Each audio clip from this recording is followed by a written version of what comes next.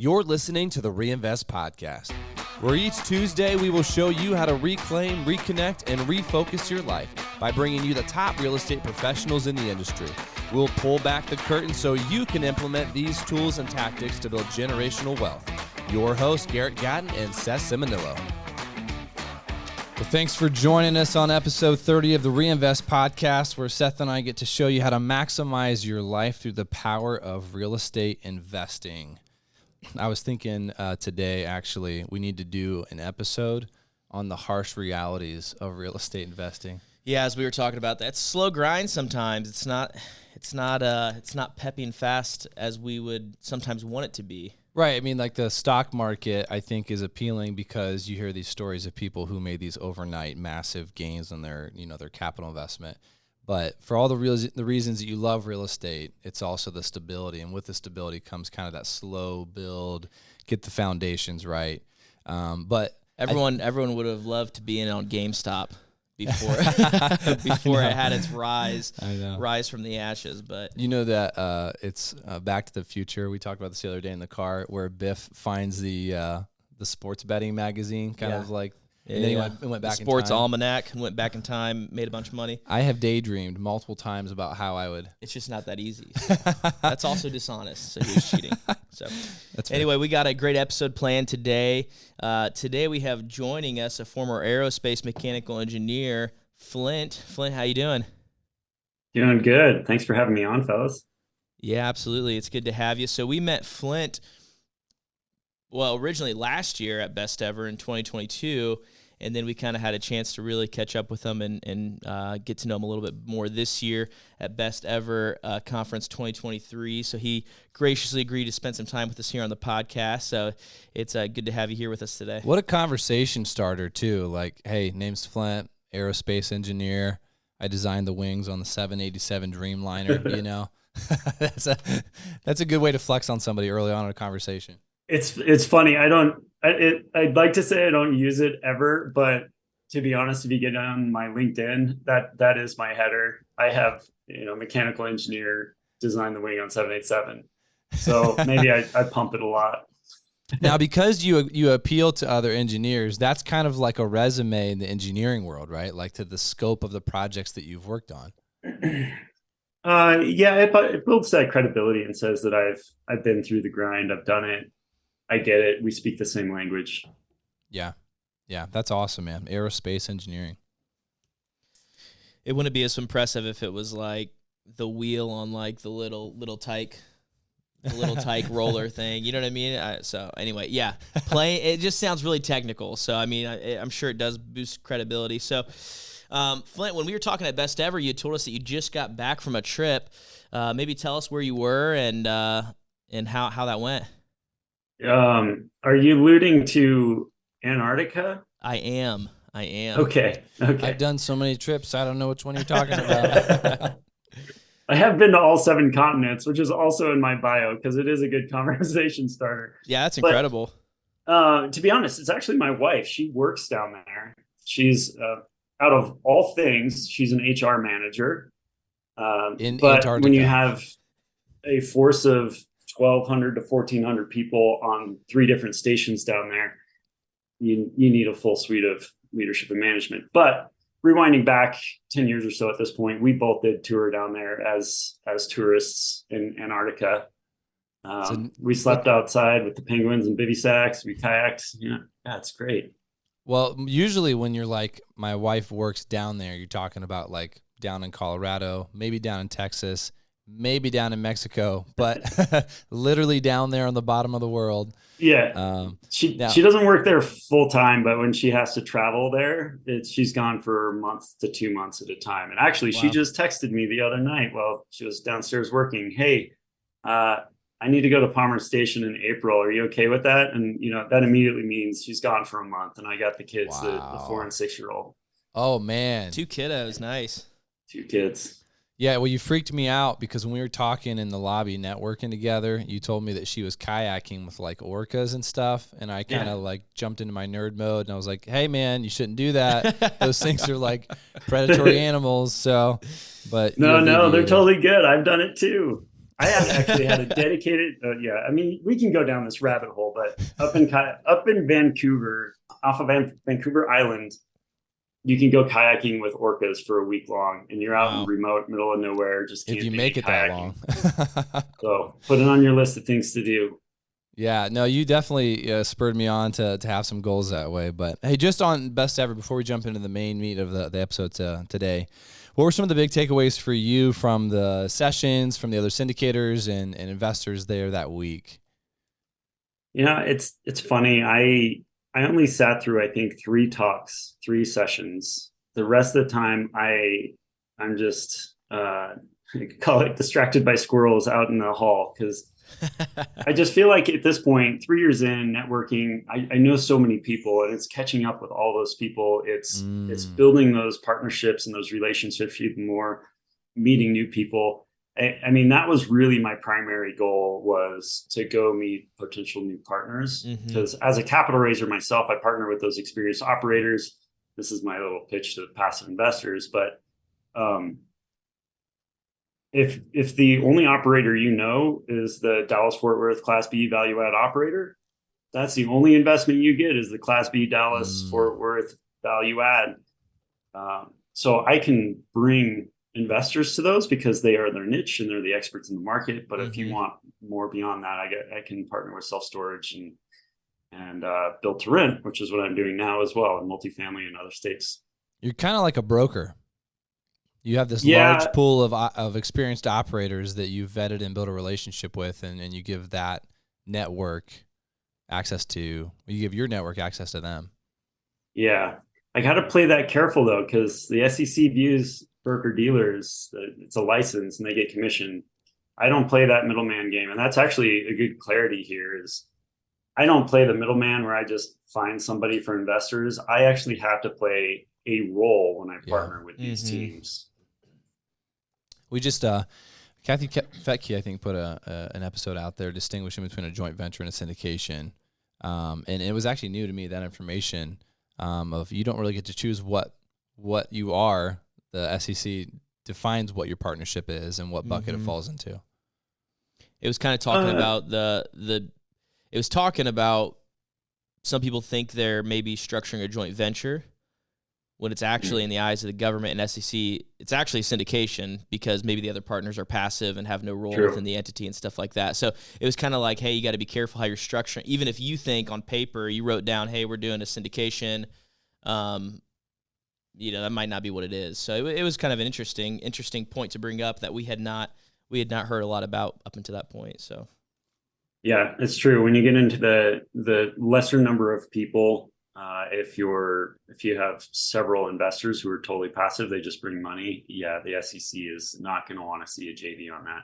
But I'm not the expert, and that's why we all hire SEC attorneys. Right. So find one. That's our disclaimer for the show. Yeah. Well, hey, jumping in here, catch us up.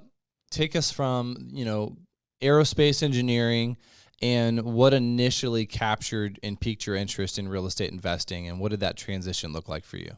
Yeah. I got a wild hair back in 2016, 17 timeframe. I was like, you know what? I suck at the stock market. I got to figure this out. And I started trying to educate myself.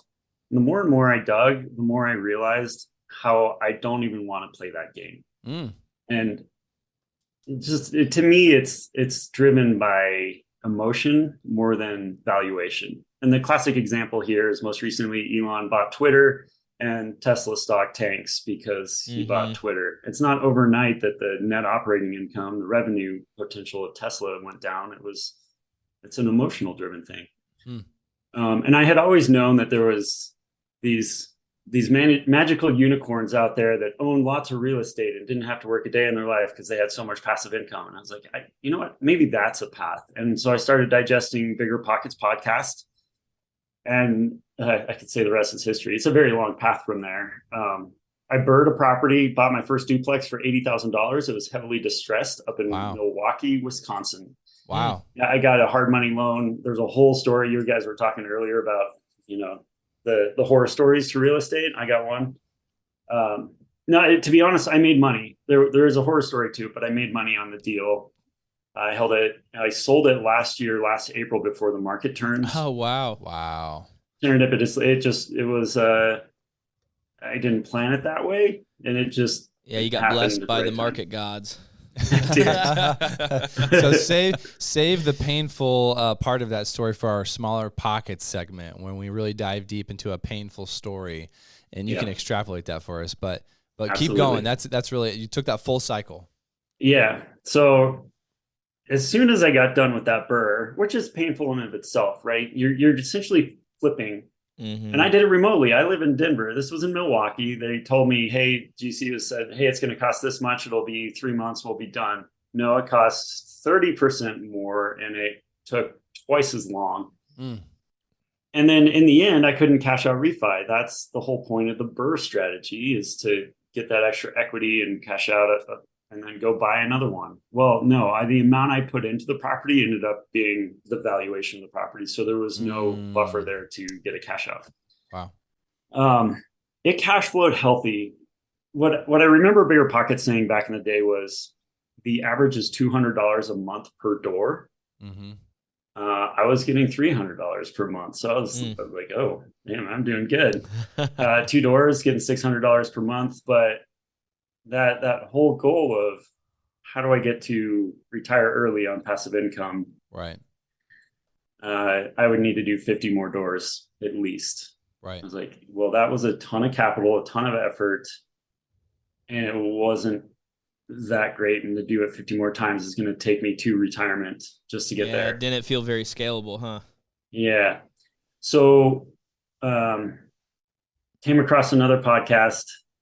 It was all about syndications. And then I was hooked from there. Then I started listening to a syndication podcast and finally dove in at some point, 2019, 2020. I started educating myself, getting coaches. And then I started partnering. That's when you network at conferences. And from there, I'm at like 1,500 plus units. Wow. Wow. So just, and if you're listening, please go back to that progression. You started with podcasts, and what I heard you say is, listen to the Reinvest podcast, and that's the only one that you're going to need for all your real estate investing needs. But you found a podcast that met kind of the interest level and where you were in that investment journey. And then what was the first conference that you went to really network and put yourself out there? So I went to Dealmaker Live, and it was good. To be honest, I have a lot of friends from that first time that I went to that conference. Subsequently, we all meet each other now at Best Ever. Nice. Everybody's kind of now made that their conference of choice, huh? Yeah. That's funny. So talk about the first partnership that you had. Second failure story. The first partnership was a syndication we tried to do here outside of Denver. It was a 23 unit, to 2.3 million. Everything went wrong on that one. The number one thing was we couldn't raise capital. And that's where I'll keep it at that. The other big thing, without saying too much, our property manager, the one we got, they were fully integrated with GCs, so they could go in. They were used to doing small multis like fourplexes. They had a whole bunch of homes that they did fix and holds for their customers. And so this 23 unit was, yes, it was a step up, but they're excited to do it. And we're like, okay, well, maybe you guys can grow with us. And then they ghosted us 2 weeks before closing. Whoa. Don't know why. They just stopped communicating. There was no hint or inkling of something they didn't like. So yeah, anyway, money went hard. We ended up having to back out. I lost all the earnest money out of the partnership. I was the only one that had enough liquidity to put down $30,000. Oh, that was all on you? I got my $30,000 mentorship because I never actually paid for one of those, but I got it through the School of Hard Knocks. Yeah. Wow. That's a lesson. So what was the takeaway from that? I mean, do you feel like it was just because learning pains and inexperience and maybe partnering with the wrong person, or do you feel like it was kind of some stuff outside your control? Yeah, all of the above, to be honest. the partners, even the lender, our KP, there was just things weren't coming together the way they probably should have. But really the key was, if we could have raised the capital, we could have made it survive. And I think that was the number one crux. And our problem was we went in with the mentality of, if we build it, they will come. And we figured it was a small raise. It was going to be $1 million raise. I mean, it was a heavy lift. So we had to have a lot of CapEx. But yeah, the investors didn't come. And so that's when I immediately flipped. And this is an action to others out there. Find your weak point and go get coaching for it, or go get a partner who's good at that. So I immediately went to figure out, how do I capital raise better? Now, did you do that was that one of the coaching services that you sought out, was in the area of raising capital? Yeah. Yep. Okay. Who was that through? That was with Good Egg, the real estate accelerator, Okay. Keely and Annie. Yeah. Awesome. And how, I mean, do you feel like you came out on the other side of that more proficient in actually raising capital? So we'll give you guys a time frame. I think this was August of 21 that deal failed.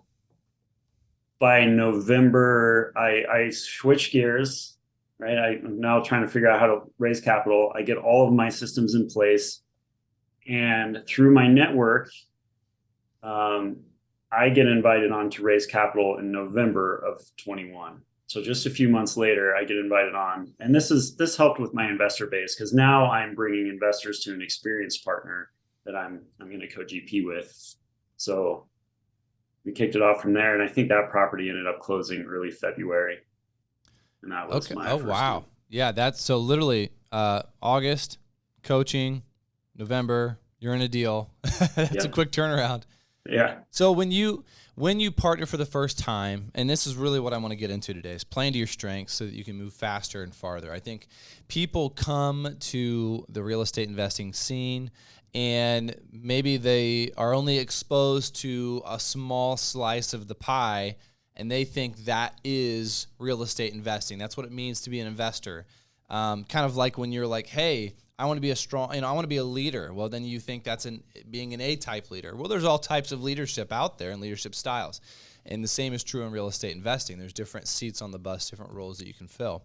So was your first partnership, the obligation that you had was to bring the capital, or did you have other responsibilities in that one? Yeah.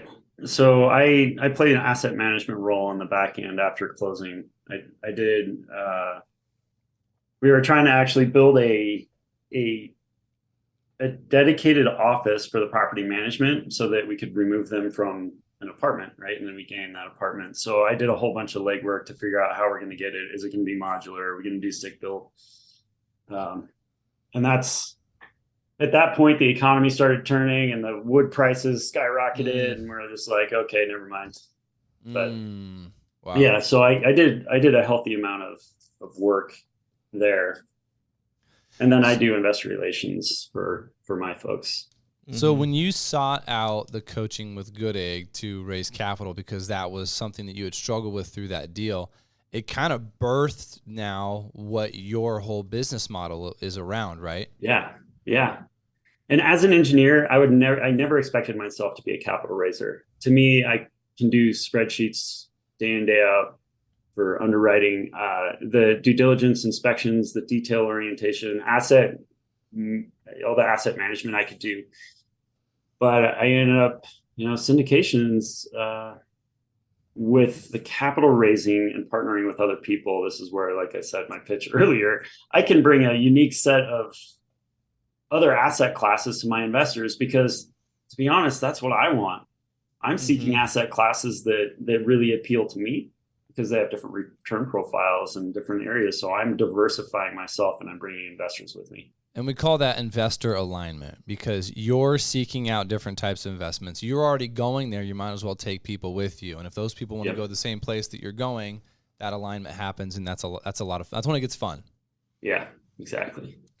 So explain, I guess, to our audience, what are some practical ways that you lean on your engineering background, and how does that come over into your real estate investing business? this is a good and bad thing. Analysis paralysis. So super detail oriented. The other thing is, so I was a program manager the last 6 years, and I managed a large team, 50 plus people to modify aircraft.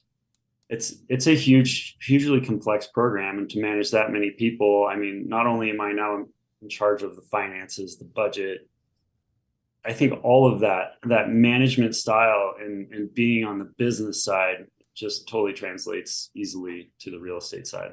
Mm-hmm. The complexity of a real estate transaction doesn't overwhelm you because you've already been integrated to, and your job, right, necessitated that you handle the finances and the people and the action items of performing on a schedule for stuff. Yep, performing on schedules, performing on budgets. Yeah, absolutely. And then you had an investment, and really your network then were other engineers. Were a lot of those engineers already exposed to real estate investing, or did you bring something new to them? It's a mixed bag.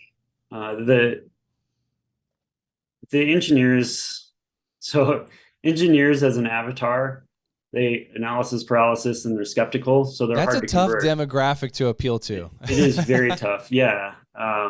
But it takes time, and I've put in a lot of time at this point, and they just see me and they see the growth and where I'm going from where I started, and it's the skepticism starts going away, right? It's not this pyramid scheme or scheme. and that's the thing. You've actually been there. You're actually doing it. You're already doing what you're asking them to do and what you're presenting to them, and it's not like. Yeah, it's not like it's some sort of, untested waters. And you even did some extra hard steps, and, even with the burr in the beginning and some of the nitty gritty that other people maybe wouldn't get involved with, and really learn some of those hard lessons. So. Yeah, they can leapfrog from, that's what I tell people when they're just thinking about single family, because that's where a lot of people start. And that's the only thing they know. I was actually at a meetup last night and I said, you don't have to do that. Do you find it being a job buying that single family home? They're like, yeah, so much work. Yeah. There is a better way. Yeah. Maybe for you, there could be a better way. Let me show you the light. Well, and I think, again, going back to the different roles, everybody, they think they want, everybody wants to get the best returns they can. Okay. So then naturally they gravitate towards what allows them to create the most upside, which is typically going to be the most hands-on portion of a real estate transaction. And then, but that may not really be what they want. Mm-hmm. And so it takes educating somebody, hey, well, what does that look like? Tell me about your goals. Do you have a lot of time on your hands that you can peel off in the weekends and evenings? Well, no, I have a family and I work 60 hours a week and I make good money. Okay, well, let's talk about that a little more. Maybe that isn't really what you want. But what if you could earn, 10%, to 15% on your investment, not have to do anything and get the tax depreciation to offset your income? Okay, hey, that sounds really good to me. Well, let me tell you what that looks like. So I'm sure you've probably had to educate people that maybe they really are more of a passive investor when they thought they were active. Yep. And you're absolutely right. Those conversations go immediately to their goals. What are you looking for? Because a lot of people, they might say, I just want a lot of cash flow. Well, do you need the cash flow? Because when you get into these deals, the cash flow doesn't start out that good. It gets better towards the end. Mm-hmm. Different asset classes perform differently, like self-storage cash flow is better. You can get into build to rent, new development, where you double your money in shorter periods of time. And then they're starting like, oh, yeah, well, if I don't need that money, well, are you going for legacy wealth to build your net worth as fast as possible so that when you want to retire, you can now live on cash flow that thing can provide? So it definitely brings in this new aha moment of, you mean there's choices? There's choices in the stock market, but there's not choices in cash flow. Mm-hmm. You're just like, I'm just hoping this one performs better than the other. Right. No, that's good, man. And so what are your thoughts on somebody trying to wear every hat versus like the stay in your lane mentality?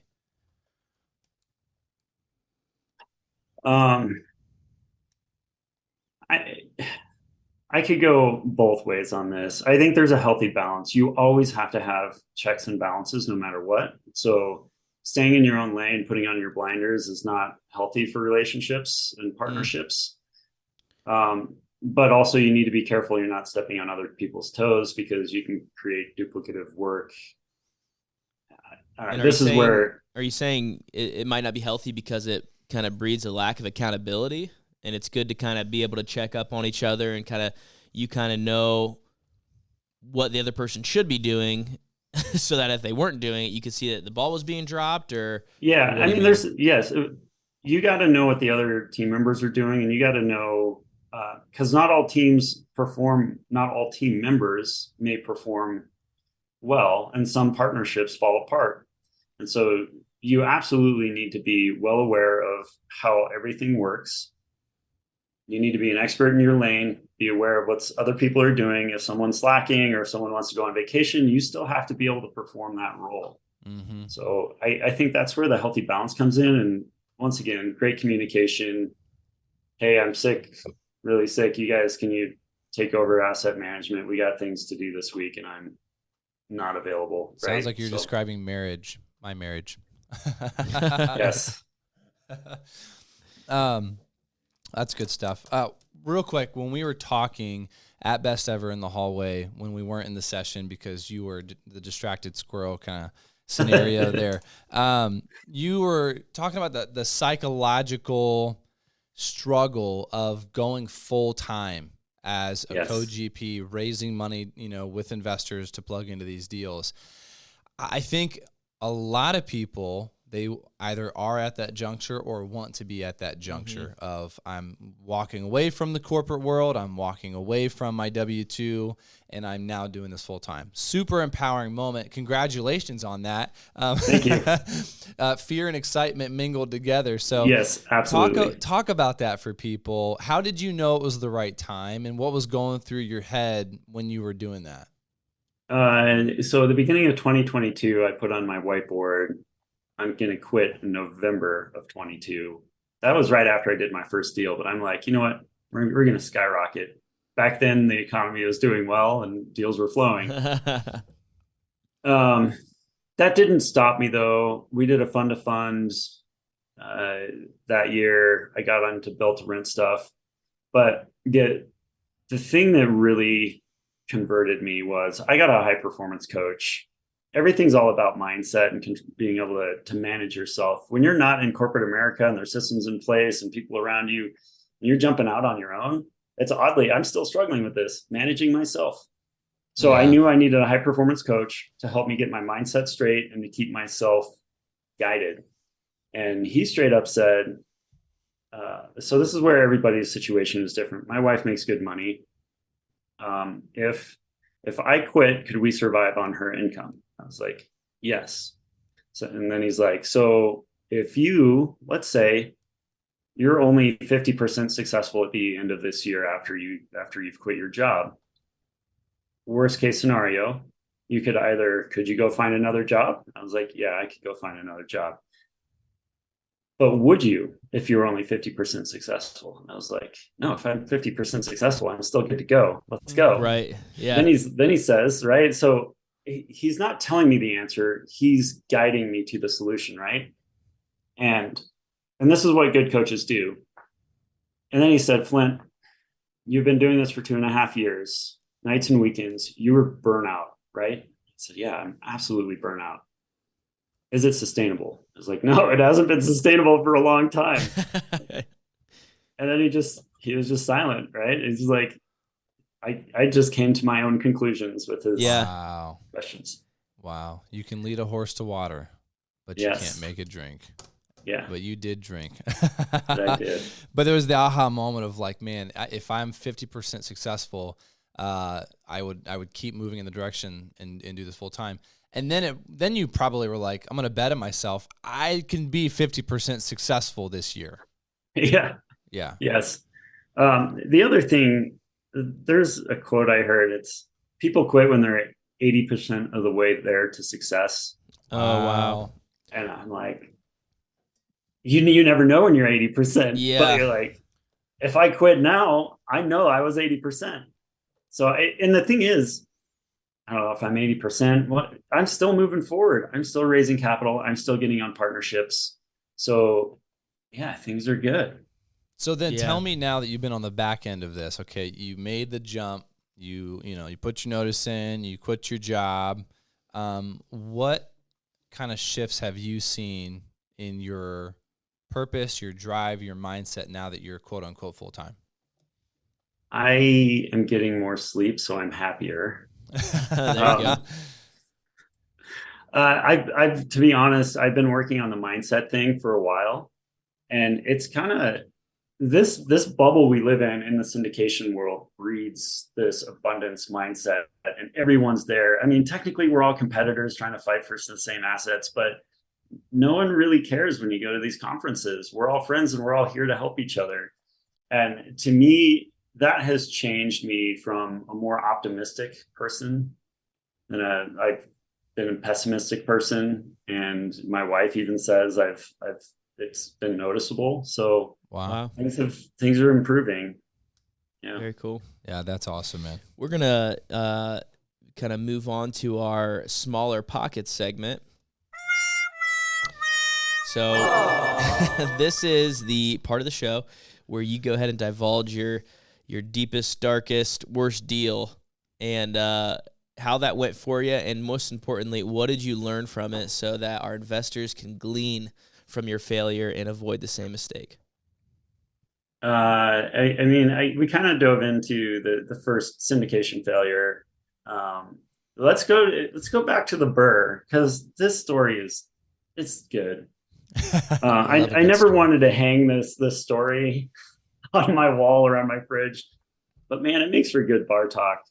So, finish the Burr, we get someone renting the duplex. It's a lower unit, upper unit. Both are 3-bed, 1 bath, and one tenant takes over. She's going to live up top, and her elderly aunts are going to live on the lower, and she's just going to be the caretaker. Oh. So we're good to go. I think she was getting government assistance and whatnot, whatever. The property manager had it all handled, and things were good. She was paying the whole way through for between January of 2019 up until January of 22. All through COVID, everything was good. All of a sudden, randomly, January 22, she stops paying. Like, well, I kind of thought about selling, so maybe I'll sell, even though in the back end we're working on getting her government assistance. But through that process, the property manager starts digging a little more, and she starts freaking out. Oh, I have my 2 elderly uncles living on the first floor. How many people are in this property? I was like, I thought it was her aunts. So let's dig a little further. Anyway, we're helping her fill out the paperwork for government assistance. I'm going to get my back pay. I'm not concerned too much. I get a realtor. The realtor shows up to the property with very little notice. Like, the property management will give just so much notice. She has the ability to hide things. My realtor shows up almost like with hours of notice, and she sees a sign on the lawn that says, I don't know, sunshine, Alzheimer's patient care or something. She's running basically a geriatric Alzheimer's care facility out of my duplex. What? So not only is she doing some arbitrage thing, which just breaks the loan or the lease, I all of a sudden realize how much exposure I have from a liability standpoint. She's not only running a commercial operation, but there's these Alzheimer's patients, geriatric Alzheimer's patients. My realtor gets in the door, starts walking around, finds 2 beds per bedroom. So she can fit 6 people in this tiny little, I think it was 800 square feet. Oh my gosh. And she has hired caretakers taking care of these people. So she's driving around and go ahead. Was your property manager just hiding this from you or lying to you, or? That is a great question that I don't have an answer to. I was like, I think you guys are in on this, because for 3 years. So lesson learned. I'll get to the lesson learned on this right now. Visit your property. Don't trust your property manager. I mean, wow. I got lazy because I was just getting rents. Everything was getting paid.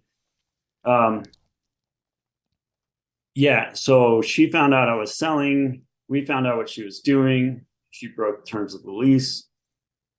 My real estate agent was awesome. We didn't even get it listed. She knew a whole bunch of real estate investors up in that area. She went and just called all these investors. Someone else just bid at it. They took the offering price. There was no negotiation. Within a week, it was like we were done and the deal was done. It was all bought in cash. So it was basically from when we just started and discovered it and one and done, it was like 2.5 weeks later.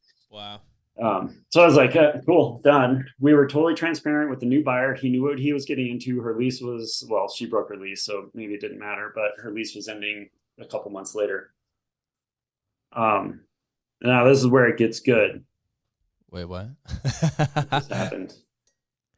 So she ended up not paying her caretakers. And I got a text a week later after the closing that said something along the lines of, her name was Trisha. Trisha is locked up in her house, afraid for her life, because her caretaker, she hadn't been paying and she'd been lying to the whole time. I guess she told her caretaker she owned the house and it was all fine. They finally realized she was lying the whole time and they hadn't been getting paid. They were marching outside the property with guns, trying to get their pay. Whoa, that escalated quickly. Yeah. Holy cow. Yeah. Dude, and you were like, I'm so glad I sold this thing. Yeah. You know what's funny is the second she found out I was going to sell, she's like, no. Let's, can we do a lease to own? I'm like, you stopped paying rent. Why would I do this lease to own? What do you? So, I mean, there's a part of you that can't be angry and you just kind of have to respect it a little bit, right? I mean, that's a pretty elaborate con. She pulled it off. It turns out that apparently that's pervasive up in Milwaukee to the point where getting caretaking licenses is really hard and you actually have to go outside the city because that was happening a lot. Wow. Oh, here's the thing. She was charging $3,500 per bed. Oh, I was charging her for the whole property. Remember, I bought it at $80,000. This is the Class C area. $1,750 for the whole place per month is what I charged her, and she was getting. She was making bank. Why'd she even stop paying rent and rock the boat? Yeah, how did she not be able to afford it? Realtor says she was driving around in a really nice Mercedes. I think we know where the money was then. Yeah. Wow. Wow, good story. That was a good one. All right, man, we're going to go into what I call our little nugget. All right, Flint. So what is one practical takeaway or a piece of advice for our listeners that they can implement on their real estate investing businesses? Always visit your property. Why would you say that? So I think the number one thing I always tell people is just take action. If it's small, it doesn't matter. Just take action. Because otherwise you're never going to get anywhere. But I think a lot of the analysis paralysis kicks in. Mm-hmm. If you can't figure it out, find someone that knows it. Go find a book, go find a podcast. There's always a way to take a step forward to get yourself to move forward. And I think to break down that phrase, analysis paralysis, it's more than just I have a deal in front of me. Do I pull the trigger on it? There's a lot of forms of analysis paralysis. It's I want to get started into real estate, but I don't know where to begin. Or I want to approach this person, but I don't know how I'm going to be perceived. Mm-hmm. I mean, there's lots of ways that you kind of get in this paralyzed moment. Yes. So coming from a former engineer, I mean, that's probably something that you have to preach to yourself, right? Is take action. Take action. Yes. And then it's self-doubt, constantly self-doubt. And I know I'm probably part of the majority on that. When you start jumping into something that's big and scary like this with other people's money, to be honest, getting in with a team of other experts kind of makes it easier because you're not the one. You're not if you fail somewhere, make a mistake, you have team members there to help correct you and make sure things are still running. It is a team sport. You know what I realized at Best Ever? I was sitting in that auditorium and I was kind of looking around at the people that were listening to one of the main sessions. And I was like, you know what? Everybody in here is scared. You know, like everybody has the same thoughts playing through their head of like, man, can we take on a deal bigger than the one we just did? Or, you know, I don't know how to grapple with the uncertainty of the market. Or, hey, can we raise enough money for this next one? How are we going to keep our deal flow going? Like, we're all thinking the same thing, and we're all insecure. Like, man, should I go up to so-and-so and say hi? And it almost helped me because it leveled the playing field. And I would say most people there are upfront about just their transparency to say, hey, we're figuring this out too. You know, there's not too many people that kind of postured themselves as we know it all, but everybody's in the same spot. So I love that advice. But what's been one of the greatest resources in your real estate investing career? That's a good question because it depends on the phase. Like I said, podcasts are what got me into it, but I think that the real thing that has accelerated me are my coaches. Right now I have a sales coach. So like I said, I used capital raising coaches, and then I found my other weakness is how do I appropriately talk to people?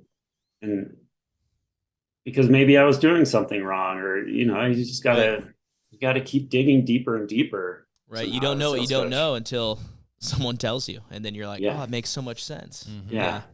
Yes. Those aha moments for sure. Yeah. What were just so we can put this in our show notes and just really practical stuff for people, what were the names of your high performance coach, your sales coach, and your capital raising? You said Good Egg was your capital raising coach. Yeah. Good Egg Investments. They have a real estate accelerator course. They help you set up your website, active campaign, drip campaigns, everything for basically the funnel as leads come in.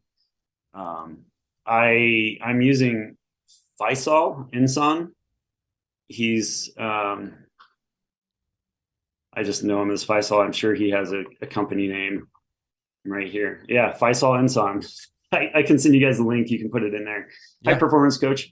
And then I think I'm connected with him Keely. On Facebook, actually. Oh, really? Yeah, I think I'm already connected with him I think he was, I don't know, maybe don't hold me to that, but I think he was connected with Julie Holly somehow. Yes. Yes. Okay. That's how I met him, was actually through Julie. That's how I met him, was through Julie. Okay, cool. Very cool. A lot of people have probably said that. That's how I met so-and-so, through Julie. Yeah, I know. She's a great networker. But he works a lot with us syndicators, so you kind of end up in this mastermind with him, with a bunch of people in the same struggles. So it helps. Good. And then from a sales coach standpoint, Keely Hubbard, she was at Best Ever behind the booth. She does the vineyard syndications. Oh, wow.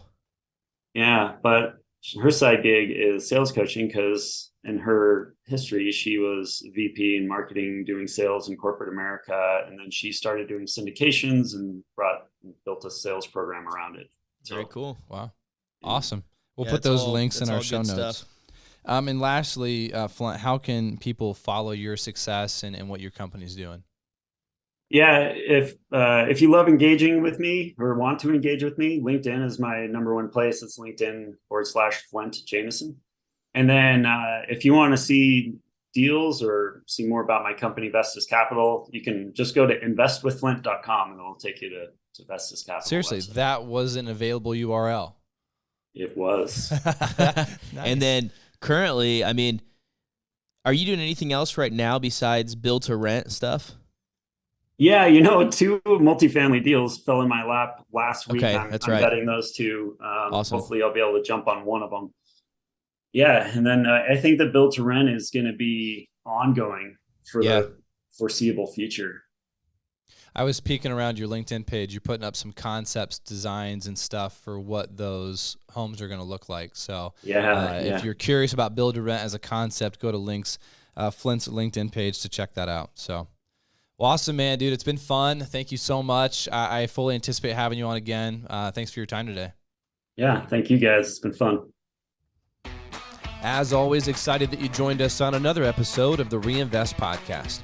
If this episode added to your tool belt or left you feeling inspired, go ahead and share it with a friend. Stay tuned every Tuesday for new episodes. And if you want to get in touch with us, go to our LinkedIn or Facebook profiles and shoot us a message. Move farther, reach higher, and grow deeper. See you next time.